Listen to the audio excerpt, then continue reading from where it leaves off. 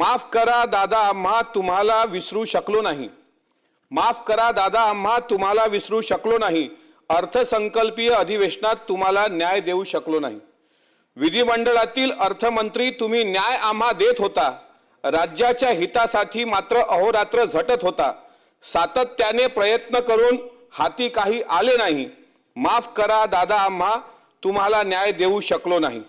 जिथे असाल तिथून आम्हा वारे पठ्ठ्या म्हणत असाल, दुनियेला न्याय देणारा मी अन्याय पाहून हसत असाल।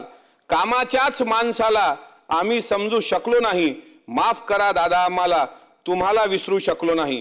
काळजाचा विषय तुमचा महाराष्ट्र का हो पेटला नाही। ब्लॅक बॉक्स तर सोडा, साधा सीसीटीव्ही दिसला नाही। FIR देतेवेळी पोलीसवाला हसत होता, खाकी वर्दीतला अधिकारी त्या दिवशी खुश दिसत होता। ज्यांना तुम्ही सॅल्यूट केला तो सुद्धा हळहळला नाही।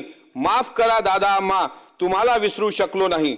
जनता दरबार तुमच्या, तुम्ही घेतलेला जनता दरबार तोच तुमच्या कामी येईल।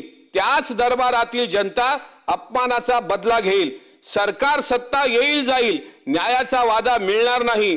कितीही पिढ्या खपल्या तरी अजित दादा घडणार नाही। माफ करा दादा आम्हाला तुम्हाला विसरू शकलो नाही। अर्थसंकल्पीय अधिवेशनात तुम्हाला न्याय देऊ शकलो नाही। मी मायबाप सरकारला विनंती करतो, अजित दादांच्या विमानाचा घातपात होता की अपघात होता हे महाराष्ट्राच्या जनतेसमोर आणणं हे आपली त्यांना खरी श्रद्धांजली ठरेल। दादांच्या मुळे आज या अधिवेशनात शेवटचं भाषण हे दादांवरच करून मी या ठिकाणी थांबतो। धन्यवाद।